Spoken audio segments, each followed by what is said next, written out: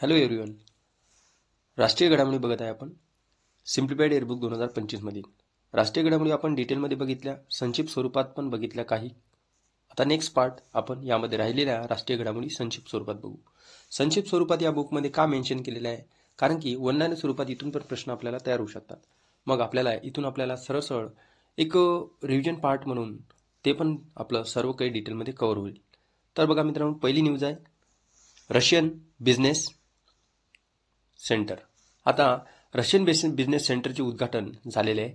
मग कुठे केलेले आहे? महत्त्वपूर्ण प्रश्न इथून असा तयार होईल. तर नवी दिल्ली येथे. मग तुम्हाला दुसरा प्रश्न इथून फिरून कशा पद्धतीने विचारू शकेल की भारतामध्ये बिझनेस सेंटरचे उद्घाटन कोणत्या देशातील दूतावासाने केलेले आहे? तर रशिया दूतावासाने. बस सिम्पली इथून एवढं लक्षात ठेवायचं. त्यामध्ये मग कॉर्पोरेशन विथ इंडिया आणि सिनर्जी कॉर्पोरेशन यांच्यात एक उपक्रम आहे, हे महत्त्वपूर्ण आहे. पुढील न्यूज आहे C. आणि IIT रुड़कीमध्ये करार झालेला आहे. तर 5G ग्रामीण कनेक्टिव्हिटीसाठी हा करार झालेला आहे. तर centre for development of telematics म्हणजे C. मध्ये आणि IIT रुड़कीमध्ये हा करार झालेला आहे. बस एवढंच लक्षात ठेवायची गरज आहे आपल्याला इथे. जल उत्सव. आता जल उत्सव जर बघितलं तर कशासाठी असणार जल उत्सव? जल व्यवस्थापन, संवर्धन, त्यासोबत जर बघितलं तर संवेदनशीलता, जागरूकता जल बाबतीत यासाठी हा उपक्रम आहे, हा उत्सव आहे. तर हा उत्सव कोणी राबवला? तर नीती आयोगाने राबवला. हा पहिला प्रश्न. जलोत्सव कोणी राबवला? तर नीती आयोगाने. कधी राबवला? तर 6 ते 24 नोव्हेंबर 2024 रोजी. तर त्यामध्ये 15 दिवसांचा हा जलोत्सव होता. तर 20 महत्वाकांक्षी जिल्ह्यामध्ये हा राबविण्यात आलेला आहे. तर तुम्हाला सिम्पली विचारू शकते, जल उत्सव हे 6 ते 24 नोव्हेंबर 2024 रोजी कोणी राबविला? तर नीती आयोगाने राबविला आणि 15 दिवसाचा होता. सरदार वल्लभभाई पटेल यांच्या पुतळ्याचे उद्घाटन झालेले आहे. तर कोणी केलेले? अमित शहा यांनी केलेले. नवी दिल्लीतील जनगणना भवनात सरदार वल्लभभाई पटेल यांच्या पुतळ्याचे अनावरण केलेले आहे. सुलतानगंज रेल्वे स्थानकाचे नामकरण करण्यात आलेले आहे. आता बिहारचे उपमुख्यमंत्री सम्राट चौधरी यांनी बिहारमधील भागलपूर येथे असलेल्या सुलतानगंज रेल्वे स्थानकाचे नामकरण आता काय होणार आहे? तर अजगाई नाथ धाम. आता अजगाई नाथ धाम हे सुलतानगंज रेल्वे स्थानकाचे नामकरण होणार आहे. तर हे बिहारचे आहे, भागलपूर जिल्ह्यातील रेल्वे स्थानक. अजगाईनाथ मंदिर हे भगवान शिवांचे प्राचीन मंदिर आहे, गंगा नदीच्या काठावर आहे. कावेरी मीट्स गंगा कार्यक्रम, या कार्यक्रमाचे उद्घाटन कोणी केलेले आहे? तर डॉक्टर S. जयशंकर, परराष्ट्र मंत्री. तर तुम्हाला वाटत असेल की पंतप्रधान नरेंद्र मोदी यांनी केले असेल, नाही, तर S. जयशंकर यांनी केलेले आहे. कुठे केलेले आहे? तर नवी दिल्लीतील कर्तव्यपथ येथे अमृत परंपरा मालिका कावेरी मीट्स गंगा अंतर्गत पहिल्या कार्यक्रमाचे उद्घाटन करण्यात आलेले आहे. तर काय आहे मग हे नेमकं? तर कावेरी मीट्स गंगा दक्षिण भारतातील जी की नृत्य संगीत परंपरा हे उत्तर भारतात आणत आहेत, यासाठी. बस सिंपल एवढं लक्षात ठेवायचं. पुढे अयोध्या जागतिक विक्रम. अयोध्यात काय जागतिक विक्रम झालेला आहे? काय मग? तर अयोध्यातील दीपोत्सव, या दीपोत्सवची कितवी आवृत्ती होती? 8वी आवृत्ती. या आवृत्तीमध्ये एकाच वेळी आरती करणारे सर्वात जास्त लोक आणि तेलांचे दिवे यांचे मोठे प्रदर्शन झाले. तर यासाठी 2 गिनीज वर्ल्ड रेकॉर्डची नोंद झालेली आहे या दोघांची. तर हे अयोध्या ठिकाण कोणत्या नदीकाठी आहे? तर सरयू नदीकाठी आहे. हे स्टॅटिक जीकेचा पार्ट आहे. तर 2.5 दशलक्ष दिव्यांची रोषणाई करण्यात आली होती आणि जवळपास ही 8वी आवृत्ती आहे अयोध्या दीपोत्सवाची.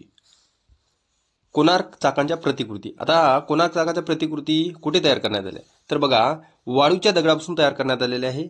तर 4 प्रतिकृती बसवण्यात आलेल्या आहे. कुठे? तर नवी दिल्लीतील राष्ट्रपती भवन, सांस्कृतिक केंद्र आणि अमृत उद्यान येथे. तर कोणार्क मंदिर तुम्हाला माहितीच असेल, ओडिसामधील आहे आणि युनेस्को जागतिक वारसा स्थळ पण आहे. पॅसेंजर टर्मिनल आणि कार्गो गेटचे उद्घाटन. आता पॅसेंजर टर्मिनल, कार्गो गेटचे उद्घाटन, आता याच्याबद्दल प्रश्न कशा पद्धतीने विचारलेला आहे की पॅसेंजर टर्मिनल आणि कार्गो गेटचे उद्घाटन करण्यात आलेले आहे. हे कोणत्या 2 देशादरम्यान आहे? तर भारत आणि बांगलादेश दरम्यान. कशासाठी? तर कार्गो गेटला एक मैत्रीद्वार म्हणून पण नाव देण्यात आलेले आहे. पण हे कशासाठी आहे? तर भारत आणि बांगलादेश या दोन्ही देशांमध्ये व्यापार आणि वाणिज्यासाठी एक महत्त्वपूर्ण प्रवेशद्वार आहे. लक्षात ठेवा, पॅसेंजर टर्मिनल आणि कार्गो गेटचे उद्घाटन भारत आणि बांगलादेश 2 देशादरम्यान. देशातील पहिले लेखांचे गाव. बघा, आता हे देशातील पहिले लेखांचे गाव आहे.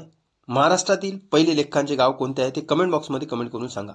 तर बघा, उत्तराखंडचे राज्यपाल गुरमीत सिंह, याआधी पण कमेंट आलेली आहे याबद्दल, म्हणून मी तुम्हाला विचारलेलं आहे.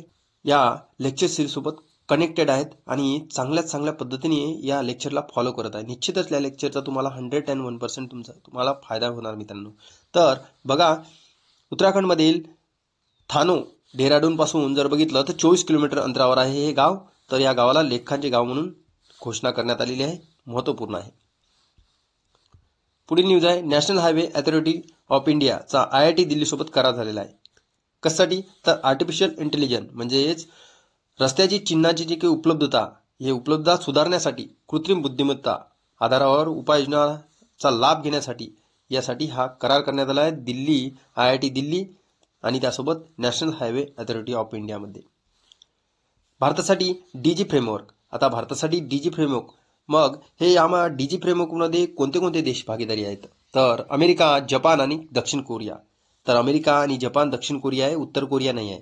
तर यासाठी भारतीय खाजगी क्षेत्राची सहकार्य वाढवण्याच्या उद्देशाने हा नवीन आराखडा जाहीर केला आहे त्यांनी. तर अमेरिका, जपान, दक्षिण कोरिया सहभागी देश आहेत यामध्ये. शौर्याचे डिजिटल स्मारक. तर हे शौर्याचे डिजिटल स्मारक कोणी सुरू केलेले आहे? तर रेल्वे प्रोटेक्शन फोर्सने.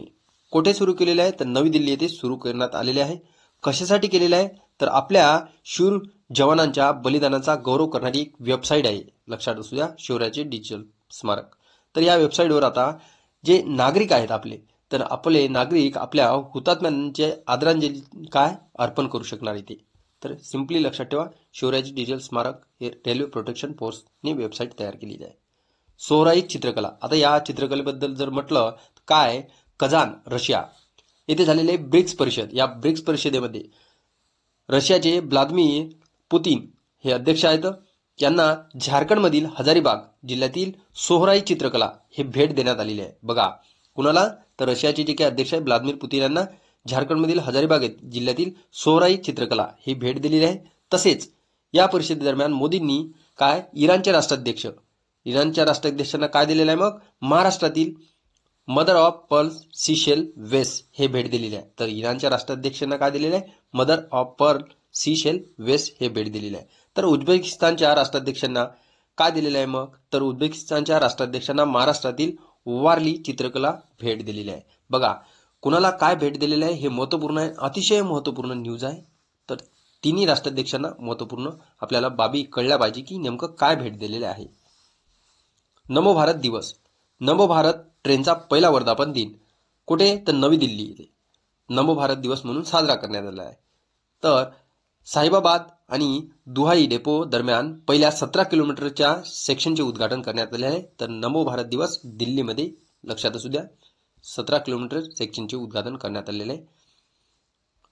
पहिली कोळसा गॅलरी. आता केंद्रीय सांस्कृतिक आणि पर्यटन मंत्री गजेंद्र सिंह शेखावत तर यांनी काय केलं? 17 ऑक्टोबर 2024 रोजी नवी दिल्लीतील राष्ट्रीय विज्ञान केंद्रात पहिल्या कोळसा गॅलरीचे अनावरण केले आहे. कुठे? तर नवी दिल्ली येथे राष्ट्रीय विज्ञान केंद्रात. निवासी शाळांना महर्षी वाल्मिकी यांचे नाव. आता निवासी शाळांना महर्षी वाल्मिकी यांचे नाव देण्यासाठी कोणत्या राज्य सरकारने घोषणा केलेली आहे? तर कर्नाटकच्या राज्य सरकारने घोषणा केलेली आहे. त्यांनी काय म्हटलं की आमच्या राज्यातील सरकारी निवासी शाळा आहे, या सरकारी निवासी शाळांचे नाव आता महर्षी वाल्मिकी निवासी शाळा असे करण्याची घोषणा केलेली आहे. बस अशा पद्धतीने लक्षात ठेवायची गरज आहे आपल्याला. 13व्या शतकातील दगडी शिलालेख. आता हे 13व्या शतकातील दगडी शिलालेख कुठे सापडला? तर कर्नाटकातील एलेहोल गावात हा शिलालेख सापडला. हा शिलालेख कल्याण चालुक्य काळातील आहे, लक्षात असू द्या. बाकी आपल्याला इथे लक्षात ठेवायची गरज नाही काही. इंडियन इन्स्टिट्यूट ऑफ स्किल्सचे उद्घाटन करण्यात आलेले आहे. कुठे? तर मुंबई येथे उद्घाटन करण्यात आलेले आहे. सिम्पली एवढं लक्षात ठेवा. उद्योग सशस्त्र कार्यबल विकसित करणे यामागचा उद्देश आहे. हमसफर धोरण लागू. बघा मित्रांनो, आता तुम्हाला वाटत असेल काही भाग याच्यामधला स्किप केलेला आहे न्यूजमधला, तर हे जे आहे याबद्दल प्रश्न कसा काय तयार होणार? तुम्ही एकदा स्वतः प्रश्न तयार करून बघा, तुम्हाला कळेलच की आयोगाला कुठेतरी प्रश्न सेट करता आला पाहिजे. हा प्रश्न थोडासा इंटरेस्टिंग बाबीचा असला पाहिजे. म्हणून अशा पद्धतीने आपण जे अनयुज्युअल डाटा आहे ते आपल्याला ते बुक्समध्ये राहणार असते, त्यांना थोडंफार एक्स्ट्रा माहिती द्यावंच लागेल. पण परीक्षेच्या दृष्टिकोनातून आपण आपल्या लेक्चरची हेच खासियत आहे, आपण सर्व बुक्स, आता बुक तुमच्या हातामध्ये आलं आणि ते बुक आपण पेज टू लाईन वाचन केलं तर ते कितपत योग्य आहे हे तुम्हाला कळलं पाहिजे. तर बघा, हमसफर धोरण, केंद्रीय रस्ते वाहतूक आणि महामार्ग मंत्री तर हमसफर धोरण जाहीर केलेलं आहे. लक्षात असू द्या, नितीन गडकरी यांनी नवी दिल्ली येथे हमसफर धोरण लागू केलेले आहे. तर स्वच्छ प्रसाधनगृह, अर्भकांसाठी वेगळी खोली, यासाठी आवश्यक सोयी सुविधा हे महामार्गावर पुरवण्याच्या उद्देशाने हे केंद्र सुरू केलेले आहे. मोदींनी लिहिले गरबा गीत. आता नवरात्रीच्या दरम्यान मोदींनी देवी स्त्री शक्तीला श्रद्धांजली म्हणून काय हे गीत गायलेले आहे, गरबा गीत. तर बघा, आवती कलाय असे या गाण्याचे शीर्षक आहे, लक्षात ठेवा. बघा, इथं प्रश्न विचारला तर कशा पद्धतीने विचारणार, तर नवरात्री दरम्यान साजऱ्या होणाऱ्या दैवी स्त्री शक्तीला श्रद्धांजली म्हणून गरबा गीत कोणी गायले, तर तुम्हाला इथे ऑप्शन पण देईल. पहिलंच राष्ट्रपती द्रौपदी मुर्मू, आणि तर त्यासाठी द्रौपदी मुर्मू आपण टिक करून येऊ शकतो. अशा पद्धतीचा प्रश्न येऊ शकते, मे बी मला असं वाटते. तर देशातील पहिली एअर ट्रेन प्रणाली, तर थोडंसं लॉजिकली बेसवर पण विचार करण्याचा प्रयत्न करायचा आपण. तर दिल्लीतील इंदिरा गांधी आंतरराष्ट्रीय विमानतळ 2027 पर्यंत भारतातील पहिली एअर ट्रेन प्रणाली सुरू करणार आहे. तर देशातील पहिली एअर ट्रेन प्रणाली कोणतेही आंतरराष्ट्रीय विमानतळ सुरू करणार आहे 2027 पर्यंत, तर इंदिरा गांधी दिल्लीतील आंतरराष्ट्रीय विमानतळ. बाकी आपल्याला महत्त्वपूर्ण नाही. यामध्ये काय आहे की यामध्ये किलोमीटर अंतर वगैरे दिलेले आहे. जमैका मार्ग. आता पंतप्रधान नरेंद्र मोदी यांनी 1 ऑक्टोबर 2024 रोजी नवी दिल्लीतील जमैका उच्चायुक्तालयासमोरील रस्त्याला जमैका मार्ग असे नाव देण्याची घोषणा केली आहे. तर जमैकाचे पंतप्रधान अँड्रू हॉलनेस हे आपल्या भारत दौऱ्यावर आले होते. तर आता जमैका मार्ग दिल्लीतील जमैका उच्चायुक्तालयासमोरील रस्त्याला देण्यात आलेला आहे. वायुवीर विजेता कार रॅली. आता वायुवीर विजेता कार रॅली कोणी आयोजित केली होती, तर हवाई दलाच्या 92व्या वर्धापन दिनानिमित्त लडाखमधील थॉयसे आणि अरुणाचल प्रदेशमधील तवांगपर्यंत ही रॅली आहे. लक्षात असू द्या, हवाई दल संदर्भात आहे ही रॅली, नाही तर नक्की तो आपल्याला लष्करी संदर्भात, तर हवाई दला संदर्भात आहे. सर्वोत्कृष्ट पर्यटन गाव स्पर्धा 2024 मध्ये ही स्पर्धा, या स्पर्धेची विजेत्यांची घोषणा करण्यात आली. मग यामध्ये जर बघितलं तर विविध 8 श्रेणीमध्ये 36 गावांना विजेते म्हणून घोषित करण्यात आलेले आहे. तर त्यामध्ये महाराष्ट्रातील रत्नागिरी जिल्ह्यातील कर्दे गावाला कृषी पर्यटन श्रेणीत सर्वोत्कृष्ट पर्यटन गाव म्हणून दर्जा मिळालेला आहे. लक्षात असू द्या, महाराष्ट्र संदर्भात आपल्याला महत्त्वपूर्ण न्यूज आहे. रेल्वे रक्षक दल स्थापन. आता देशभरात रेल्वे अपघात वाढत आहेत, त्या पार्श्वभूमीवर रेल्वेने पायलट प्रोजेक्टचा एक भाग म्हणून प्रथमच उत्तर पश्चिम रेल्वे येथे रेल्वे रक्षक दल स्थापन केलेले आहे. तर हे तातडीने अपघाताच्या ठिकाणी पोहोचण्या बचाव कार्य करण्यास तयार असेल. ट्रामचे बहुतेक मार्ग बंद. आता यामध्ये जर बघितलं ट्राम काय आहे नेमकं, बघा, वाढत्या वाहतूक कोंडीमुळे पश्चिम बंगाल सरकारने ट्रामचे बहुतेक मार्ग बंद करण्यात आले. इथे जर बघितलं तर सध्या ट्राम जे काही सेवा आहे ते चालू असणे. कोलकाता हे देशातील एकमेव शहर आहे. तर 2023 रोजी कलकत्ता येथील पहिल्या ट्राम सुरू होऊन 150 वर्ष पूर्ण झालेले आहे. लक्षात असू द्या. बाकी ट्राम सेवा जर बघितली तर पश्चिम बंगाल, कलकत्ता लक्षात ठेवा. बाकी यामध्ये जर बघितलं तर हे डाटा आपल्याला गरजेचा नाही. तर व्हिडिओ पॉज करून तुम्ही वाचू शकता मित्रांनो, कारण की महत्त्वाचं काय आहे की आपल्याला वेळ वाचला पाहिजे. महत्त्वाचा अनयुज्युअल डाटा आपण स्किप केला पाहिजे. काय वाचलं, किती वाचलं, यापेक्षा काय स्किप करता आलं पाहिजे आपल्याला, हे महत्त्वपूर्ण आहे. काही एवढं काही तज्ज्ञ नाही आहे, पण मला माझ्या एक्सपिरियन्सवरून ह्या गोष्टी मला लवकर कळल्या. तर तुमचा पण यामध्ये ह्या गोष्टी कळण्यामध्ये वेळ न जावा आणि लवकरात लवकर तुम्हाला पोस्ट मिळावी, हेच माझा उद्देश आहे. ग्रामीण भागातील प्रत्येक मित्रांपर्यंत ही लेक्चर सिरीज पोहोचली पाहिजे, हेच माझा उद्देश आहे.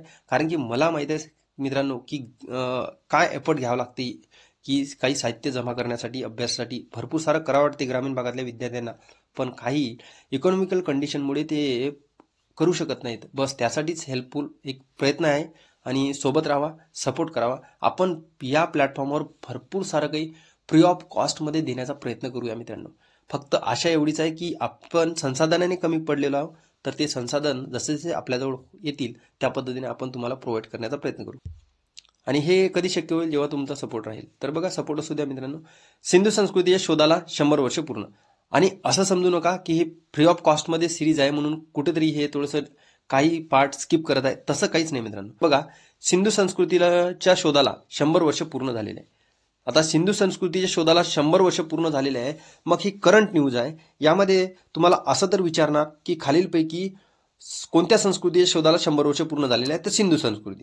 सिंपल आहे. मग आता जर बघितलं तर ही सिंधू संस्कृती जर बघितली तर तुम्हाला विचारेल, स्टॅटिक पार्टमध्ये जर बघितलं तर 1921 मध्ये हडप्पा येथील संस्कृतीचा पुरावा दयाराम साहनी यांनी शोधला आणि 1922 मध्ये राखालदास बॅनर्जी यांनी मोहनजोदडोचा शोध लावलेला आहे. बस एवढंच विचार आहे, बाकी तर काही विचारणारच नाही. त्यामध्ये आता 2024 मध्ये शताब्दी वर्ष पूर्ण झाले, सिंधू संस्कृती झालेली 100 वर्ष पूर्ण. भारत, पाकिस्तान, अफगाणिस्तानच्या दरम्यान हे ठिकाण आहेत. तर एवढंच आपल्याला बघणं आवश्यक आहे. तर 1924 मध्ये जॉन मार्शल यांनी पहिल्यांदा घोषित केलेले हे कांस्ययुगीन संस्कृती आहे. तर या कांस्ययुगीन संस्कृतीला हडप्पा संस्कृती म्हणून ओळखलेलं आहे जॉन मार्शल यांनी. बस एवढंच लक्षात ठेवा. तर सॅंगांग ग्यानसो पीक, आता नावामध्ये प्रोनाऊन्सिएशन मध्ये थोडंसं काही चुकलं असेल तर माफ करा.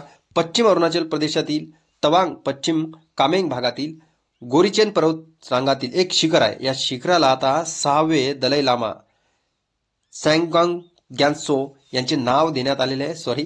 तर हे महत्वपूर्ण आहे, तर लक्षात असू द्या.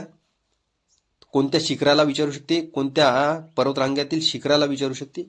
निसाची शताब्दी. आता राष्ट्रपती द्रौपदी मुर्मू यांनी 20 सप्टेंबर काय निसा काय आहे मग एवढं सिंपल लक्षात ठेवा. National institute of secondary agriculture शताब्दी समारंभाला संबोधित केलेलं आहे. तर शताब्दी वर्ष आहे ते निसाची, लक्षात ठेवा. बस बाकी तर महत्वपूर्ण यामध्ये मला बाब वाटत नाही. पुढील न्यूज बघा. Indian institute for immersive creators. आता इथून प्रश्न कशा पद्धतीने तयार होईल मला तर काही तेवढं कळलं नाही, तर तुम्ही बघू शकता मित्रांनो, एकदा वाचून घ्या. इथे काय नेमकं ही संस्था आहे, मुंबईत स्थापन केली जाणार आहे म्हणते. Manu Bhaker brand ambassador.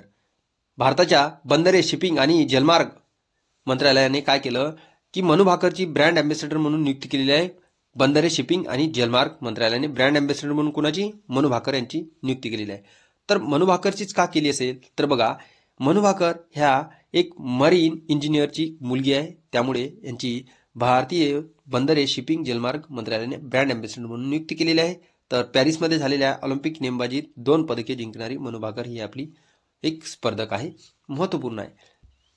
नमो भारत रॅपिड रेल्वे सेवा. पंतप्रधान नरेंद्र मोदी यांनी 2024 मध्ये भुज आणि अहमदाबाद दरम्यान देशातील पहिली वंदे मेट्रोला हिरवा झेंडा दाखवलेला आहे. तर तुम्हाला विचारू शकते, नमो भारत म्हणजेच वंदे मेट्रो ही कोणत्या 2 ठिकाणादरम्यान धावणार आहे, तर भुज आणि अहमदाबाद. वंदे मेट्रोचे आता नाम काय करण्यात आले, नमो भारत रॅपिड रेल्वे सेवा असे नामकरण करण्यात आलेले आहे. लक्षात असू द्या. ताशी 110 किलोमीटर वेगाने 350 किलोमीटर अंतर 5 तास 45 मिनिटात पूर्ण करेल. सौर ऊर्जेवर चालणारा पहिला द्रुतगती मार्ग. आता महत्वपूर्ण आहे सौर ऊर्जेवर म्हटलं तर, उत्तर प्रदेशने भारतातील पहिला सौर ऊर्जेवर चालणारा द्रुतगती मार्ग तयार करण्याचे उद्दिष्ट ठेवलेले आहे. तर राज्य सरकारने 296 किलोमीटर बुंदेलखंड द्रुतगती मार्गावर सोलर पार्कची स्थापना करण्याची योजना आहे, 296 किलोमीटर पर्यंत, आणि 450 ते 550 मेगावॅट स्वच्छ ऊर्जा निर्माण होईल, एवढं लक्षात ठेवा. सौर ऊर्जेवर चालणारा पहिला द्रुतगती मार्ग कोणत्या राज्य सरकारने एक करण्याचे उद्दिष्ट तयार केलेले आहे, तर उत्तर प्रदेश सरकारने.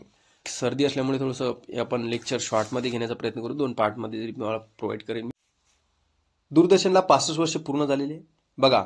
तर 15 सप्टेंबर 1959 रोजी दूरदर्शन भारताच्या प्रसार युगाची सुरुवात झालेली आहे.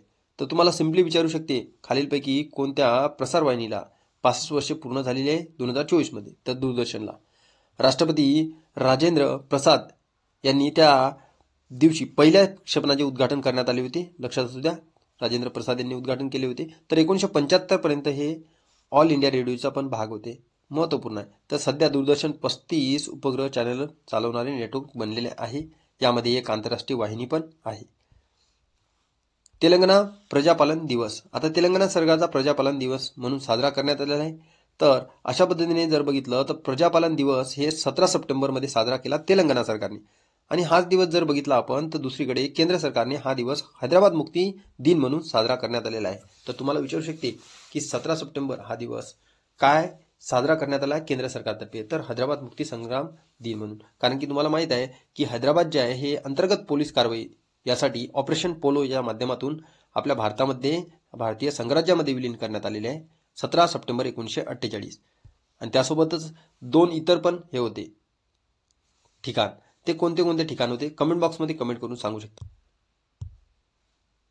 आता श्रीकृष्ण गमनपथ. राजस्थानचे मुख्यमंत्री भजनलाल शर्मा यांनी श्रीकृष्ण गमनपथ एक नवीन धार्मिक सर्किट याची घोषणा केलेली आहे म्हणते. आता मला तर काही एवढं IMP वाटत नाही. तर सपनों की उड्डाण ई मासिक. आता बघा, केंद्रीय शिक्षण मंत्री धर्मेंद्र प्रधान यांनी काय केलं, सपनों की उड्डाण ई मासिक हे काय लॉन्च केलेलं आहे, प्रकाशन केलेलं आहे. तर भारताच्या पहिल्या राष्ट्रीय अंतराळ दिनानिमित्त म्हणजेच 23 ऑगस्ट 2024 सपनों की उड्डाण हे मासिक प्रकाशित केलेलं आहे. शालेय शिक्षण आणि साक्षरता विभागाने त्यासोबत NCERT च्या सहकार्याने चंद्राच्या दक्षिण ध्रुवावर चंद्रयान 3च्या लँडिंग पहिल्या वर्धापन दिनानिमित्त ही ई मासिक प्रकाशित करण्यात आलेली आहे, लक्षात असू द्या. काक्रापार अणुऊर्जा प्रकल्प. आता काक्रापार अणुऊर्जा प्रकल्प स्टॅटिक जीकेचा पार्ट आपल्याला महत्वपूर्ण आहे. कुठे येतो तर गुजरातमध्ये येतो.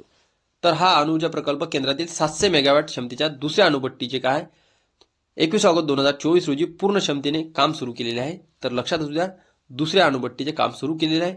महत्वपूर्ण आहे. 700 मेगावॅट क्षमतेच्या 16 स्वदेशी प्रेशराइज हेवी वॉटर रिॲक्टर्स मालिकेतील दुसरी अणुभट्टी आहे. तर कानू आदिवासी ज्ञान केंद्र कर्नाटकातील BR हिल्स येथे आदिवासी आरोग्य संशोधन केंद्र हे कानू हे दक्षिण भारतातील आदिवासी ज्ञान केंद्र सुरू करण्यात आलेले आहे. कुठे तर कर्नाटक येथे.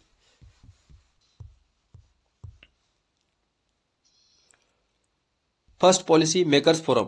आता बघा, केंद्रीय आरोग्य आणि कुटुंब कल्याण मंत्रालय तसेच रसायन आणि खते मंत्री JP नड्डा यांनी काय नवी दिल्ली येथे फर्स्ट पॉलिसी मेकर्स फोरमचे उद्घाटन केलेले आहे. बस एवढंच लक्षात ठेवायचं.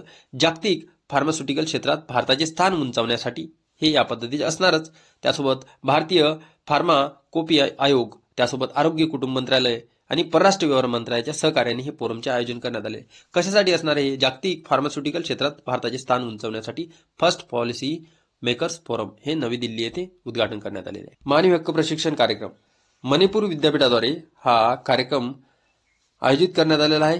तर कुठे तर बघा, भारतातील मानव अधिकारांवरील 2 दिवसीय प्रशिक्षण कार्यक्रम हा इम्फाळ येथील मणिपूर विद्यापीठात हा कार्यक्रम पार पडलेला आहे. लक्षात असू द्या, मानवी हक्क प्रशिक्षण कार्यक्रम कुठे पार पडला तर मणिपूर मधील इम्फाळ येथे या विद्यापीठात. दिल्ली विमानतळाला नेट झिरोचा दर्जा मिळालेला आहे म्हणते. बघा, दिल्लीतील इंदिरा गांधी आंतरराष्ट्रीय विमानतळ हे पहिले भारतातील विमानतळ बनलेले आहे ज्याला नेट झिरो कार्बन उत्सर्जनाचा दर्जा प्राप्त झालेला आहे. तर त्यासोबतच जर बघितलं आपण, दिल्ली विमानतळाने 2024 मध्ये लेव्हल 5 नेट झिरो उत्सर्जन मान्यता प्राप्त केलेली आहे. केम्पेगौडा आंतरराष्ट्रीय विमानतळ. आता हे केम्पेगौडा आंतरराष्ट्रीय विमानतळ जर बघितलं तर बेंगळुरूमधील हा आंतरराष्ट्रीय विमानतळ आहे. तर याने सर्वोच्च लेव्हल 5 मान्यता प्राप्त करणारे आशियातील पहिले विमानतळ बनलेले आहे. तर आशियातील जर म्हटलं तर लेव्हल 5 मान्यता प्राप्त करण्यासाठी तर पहिले विमानतळ केम्पेगौडा आंतरराष्ट्रीय विमानतळ बेंगळुरू, आणि त्यास 5 नेट झिरो उत्सर्जन मान्यता प्राप्त करण्यासाठी दिल्लीतील इंदिरा गांधी आंतरराष्ट्रीय विमानतळ. हे दोनच लक्षात ठेवायचे आपल्याला. IIT मद्रास येथे COWT ची स्थापना. बघा, भारत आणि इस्रायल IIT मद्रास येथे नवीन जल तंत्रज्ञान केंद्राच्या स्थापनेसाठी हातमिळवणी केलेली आहे. तर तुम्हाला विचारू शकते, IIT मद्रास येथे कोणत्या देशाने भारतासोबत काय नवीन जल तंत्रज्ञान केंद्राच्या स्थापनेसाठी हातमिळवणी केली? तर इस्रायल जल तंत्रज्ञान केंद्राच्या स्थापनेसाठी हातमिळवणी केलेली आहे IIT मद्रास येथे भारत आणि इस्रायल दरम्यान. बघा आता, नर्मदा केंद्राची स्थापना. IIT गांधीनगरने नर्मदा नदीच्या खोऱ्यात स्थितीचे मूल्यांकन करण्यासाठी त्याची व्यवस्थापन योजना करण्यासाठी हे कॅम्पस नर्मदा नदी खोरे व्यवस्थापन केंद्र स्थापन केलेले आहे. तर नर्मदा स्थापन केंद्र IIT गांधीनगरने. बाकी तर आपल्याला इथे वाचायची गरज नाही. यामध्ये NIPCCD हे जर बघितलं तर पुनर्रचना केलेली आहे यासाठी महिला बाल विकास मंत्रालयाने. तर या बाबतीत जर बघितलं तर ही महिला बाल विकास मंत्रालयाची स्वायत्त संस्था आहे, एवढं लक्षात ठेवा. कोणत्या जर बघितलं मंत्रालयाची आहे म्हटलं स्वायत्त संस्था तर महिला बाल विकास मंत्रालयाची. बस असाच प्रकारचा आपल्याला प्रश्न इथून तयार होऊ शकतो. तर नागालँड DRTPS लागू करणारे पहिले राज्य. तर नागालँड सरकारने आपत्ती जोखीम हस्तांतरण पॅरामेट्रिक इन्शुरन्स सोल्युशन काय तर हे DRTPS लागू करणारे SBI जनरल इन्शुरन्स सोबत सामंजस्य करारावर स्वाक्षरी केलेली आहे. तर DRTPS लागू करणारे पहिले राज्य जर म्हटलं तर नागालँड. लक्षात असू द्या, SBI जनरल इन्शुरन्स सोबत सामंजस्य करार. तर काय आहे तर पायाभूत सुविधांचे रक्षण करणे, पूर दुष्काळामुळे होणारे आर्थिक नुकसान कमी करणे याचे उद्दिष्ट आहे. डिजिटल शक्ती केंद्र. राष्ट्रीय महिला आयोगाने 5 ऑगस्ट 2024 रोजी नवी दिल्ली येथे महिलांवर सायबर गुन्ह्याचे सामने करण्यासाठी महिलांवर डिजिटल शक्ती केंद्राचे उद्घाटन केलेले आहे. तर कुठे? नवी दिल्ली येथे. तर हे डिजिटल शक्ती केंद्राच्या उद्घाटनाची घोषणा केली. तर त्यासाठी जर बघितलं तर हे त्या गुन्ह्यांबद्दल जागरूकता निर्माण करेल, त्यासोबत तक्रारीची नोंदणी निराकरण करण्यासाठी तांत्रिक सहाय्य उपलब्ध करणार आहे. महत्वपूर्ण आहे. डिजिटल शक्ती केंद्र नवी दिल्ली येथे. वायनाडमध्ये भूस्खलन दुर्घटना झालेली आहे. आता हे भूस्खलन दुर्घटना तुम्ही बघू शकता. तर घरोघर तिरंगा अभियान. आता घरोघरी तिरंगा अभियान जर बघितलं तर कधी राबवण्यात आलं देशभरात, तर 13 ते 15 ऑगस्ट दरम्यान. लक्षात असू द्या, 13 ते 15 ऑगस्ट दरम्यान ही महत्वपूर्ण तारीख आहे. तर 2022 पासून घरोघरी तिरंगा अभियान सुरू करण्यात आले होते. तुम्हाला विचारू शकते, घरोघरी तिरंगा अभियान कधी सुरू करण्यात आले, कोणत्या वर्षी सुरू करण्यात आले? 2022 पासून. आणि तारीख लक्षात ठेवा, 13 ते 15 ऑगस्ट. तुम्हाला इथे 14 ते 15 ऑगस्ट देऊन आयोग प्रश्नामध्ये फसवू शकतो. देशातील 500वे सामुदायिक रेडिओ केंद्र जर बघितलं तर प्रसारमंत्री अश्विनी वैष्णव यांनी जर बघितलं तर 10व्या राष्ट्रीय सामुदायिक रेडिओ पुरस्कार विजेत्यांची घोषणा केलेली आहे. तर त्यांनी आयझॉल मिझोरम येथे भारतातील 500व्या सामुदायिक रेडिओ केंद्राचे उद्घाटन करण्यात आलेले आहे. कुठे करण्यात आलेले आहे मग 500वे सामुदायिक रेडिओ केंद्र? तर आयझॉल मिझोरम येथे.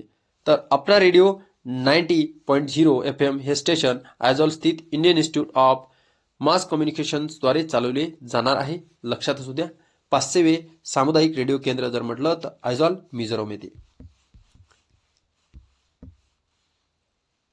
पुढे बघा, अप्पर कर्णाली जलविद्युत ऊर्जा प्रकल्प. आता हे कुठे आहे? तर नेपाळच्या कर्णाली नदीवर आहे. 900 megawatt upper Karnali hydro electric power प्रकल्प आहे. लक्षात असू द्या, बाकी आपल्याला महत्वपूर्ण नाही. यामध्ये फक्त एवढं लक्षात ठेवा की भारत बांगलादेशला 25 वर्षासाठी वीज पुरवठा करेल. सिंपली लक्षात ठेवायचं, भारत आणि बांगलादेशला पण पुरवठा करणार आहे. तर थिंक क्यू स्पर्धा, भारतीय नौदलाने ही प्रश्नमंजुषा स्पर्धेची काय आवृत्ती जाहीर केलेली आहे. लक्षात असू द्या, ही राष्ट्रीय स्तरावरील प्रश्नमंजुषा स्पर्धा आहे. कोणी आयोजित केली? तर भारतीय नौदलाने. विकसित भारत अशी या स्पर्धेची थीम आहे. स्पर्धा देशभरातील इयत्ता 9वी ते 12वी पर्यंतच्या सर्व विद्यार्थ्यांसाठी महत्वपूर्ण आहे. या टप्प्यामध्ये खुली आहे. एवढी माहिती आपल्याला थिंक क्यूब स्पर्धेबद्दल माहिती असणं आवश्यक आहे. कोणीही केली आणि कोणत्या वर्गादरम्यान आहे? 9वी ते 12वी. सर्वाधिक झाडे लावण्याचा विक्रम मध्य प्रदेश सरकारने आता केलेला आहे. एका दिवसात जास्तीत जास्त झाडे लावण्याचा विक्रम त्याने गिनीज वर्ल्ड रेकॉर्डमध्ये नोंदवलेला आहे. तर इंदूर जिल्ह्यातील 11 लाखाहून अधिक रोपे लावण्यात आलेली आहे मध्य प्रदेशमध्ये. तर यापूर्वी हा विक्रम कोणाच्या नावे होता? तर यापूर्वी 24 तासात सर्वाधिक रोपे लावण्याचा विक्रम आसामच्या नावावर होता. तर आसामने 2023 मध्ये उदलगुरी येथे 9,21,730 झाडे लावण्यात आली होती. आता 11 लाख झाडे हे इंदूर मध्य प्रदेशमध्ये लावण्यात आलेली आहे. मोदी ठरले सर्वाधिक फॉलो केले जाणारे नेते. आता जर बघितलं 100 दशलक्ष फॉलोअर्स आहे त्यांचे ट्विटरवर, महत्वपूर्ण आहे. तर काय आहे त्यांच्यानंतर जर बघितलं फॉलोअर जर म्हटलं, टेलर स्विफ्टचे सर्वाधिक फॉलोअर्स आहेत.